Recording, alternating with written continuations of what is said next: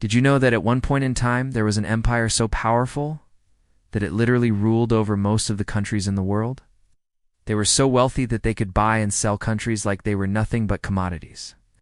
And they were so vast that people called them the empire on which the sun never sets, because at all times of the day, at least one of their territories was bathed in sunlight.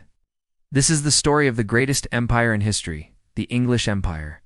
The origins of the English Empire can be traced back to the year 1583, when Queen Elizabeth granted a royal charter to the British East India Company, essentially granting them a monopoly on trade with Asia.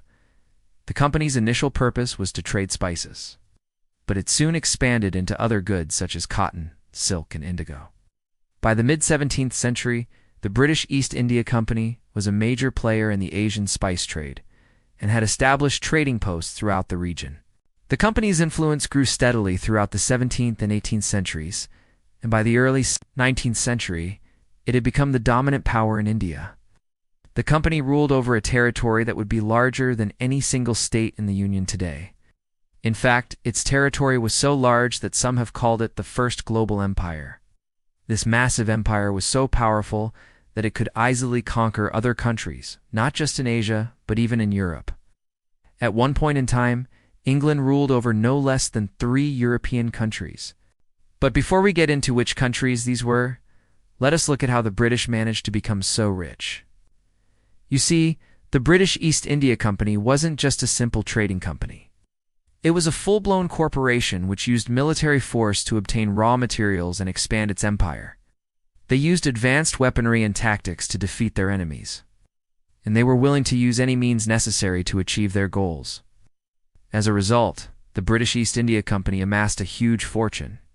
Their revenues during the 18th century alone were greater than the GDP of modern-day Finland, and by the time the British Empire officially took over from the company in 1858, it was one of the richest empires in the world. So now let us find out which European countries did the English rule over. Number 1. Ireland.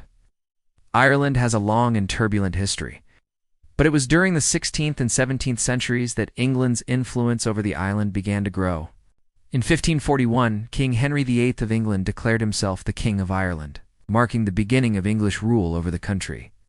However, it wasn't until the 17th century that England's control over Ireland was firmly established. During the reign of Oliver Cromwell, the English Civil War and the Anglo-Irish War took place, resulting in the conquest of much of Ireland by English forces. Following the restoration of the monarchy in 1660, England continued to tighten its grip on Ireland with the passage of laws known as the Penal Laws, which aimed to suppress Catholicism and restrict the rights of Irish landowners. These policies led to widespread discontent and rebellion among the Irish population. But England's control over the country remained steadfast. No to Wales. Wales, located on the island of Great Britain, has a history intertwined with that of England. Although it has its own distinct language and culture, Wales has been closely linked to England for centuries. During the Middle Ages, the English monarchs gradually acquired more control over Wales, culminating in the Statutes of Rhuddlan in 1284, which officially incorporated Wales into the English kingdom. Despite this, pockets of resistance continued throughout the 13th and 14th centuries. It wasn't until the 16th century that Wales was fully under English rule. The establishment of the Church of England in 1534, which replaced the Catholic Church in Wales, further solidified England's influence over the country. Today, Wales is part of the United Kingdom, and while it has a significant degree of autonomy, it remains under the overall rule of the English monarchy. Number 3.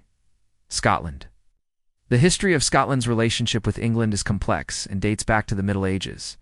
For centuries, Scotland and England were often at odds, with each vying for supremacy in the region. The Scottish people's fierce independence and their desire to maintain their unique identity and way of life played a significant role in shaping this dynamic.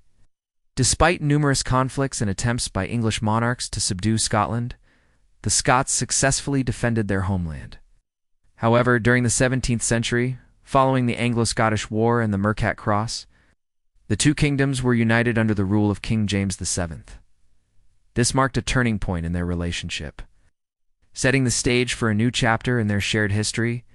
Over the centuries, Scotland and England grew closer together, eventually leading to the formal establishment of the Kingdom of Great Britain in 1707. This union resulted in the merging of the two kingdoms, creating a single political entity ruled by the English monarch. Today, Scotland remains part of the United Kingdom. Its relationship with England has evolved into a strong partnership within the broader context of the United Kingdom. While Scotland retains its own distinct cultural identity and has some degree of autonomy, it continues to be under the overall rule of the English monarchy. It is important to note that the inclusion of these countries in the English Empire varied over time. Ireland, for example, had periods of greater autonomy and rule by native monarchs, while Wales and Scotland had more consistent English influence. Now, if you thought that was impressive, just wait until you hear about how wealthy the English Empire was. During its peak in the 19th century, the English Empire spanned across 5 continents and covered a fifth of the Earth's landmass. At the time, the empire produced roughly half of the world's manufactured goods and possessed around 45% of the world's wealth. Its navy was unrivaled, with over 19,000 ships dominating the seas. This unparalleled wealth allowed the English Empire to flaunt their riches in ways that seemed almost unimaginable. Take, for instance, the royal palaces. The grandest of them all was the Palace of Westminster, also known as the Houses of Parliament. Built in the late 18th century, this palace boasted over 1,000 rooms, making it one of the largest buildings in the world. The throne room alone was a sight to behold, measuring a staggering 168 feet by 91 feet. It was adorned with gold leaf capitals, crimson and gold curtains, and a massive throne made of intricately carved wood. But the extravagance didn't end there. Every inch of the palace was decorated with paintings, sculptures, and other works of art that depicted scenes from the empire's vast history. And then there were the crown jewels. These priceless artifacts included tiaras, necklaces, bracelets, and rings that were set with some of the largest and finest diamonds in the world. The imperial state crown, for instance, contained 2,800 diamonds, along with rubies, sapphires, and other precious stones.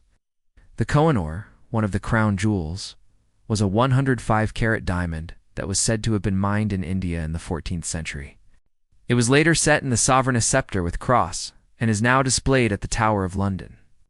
But perhaps the most opulent symbol of the empire's wealth was the royal yacht. Measuring 400 feet in length, this yacht was the largest and most luxurious vessel of its time. It had 8 decks, 6 funnels, and was powered by a triple expansion steam engine that could propel it at speeds of up to 20 knots. The yacht was used to transport the royal family and their entourage in style and comfort. It featured a dining room that could seat 100 guests, a ballroom with a sprung floor and a gilded proscenium arch, as well as a library, gymnasium, and even a swimming pool.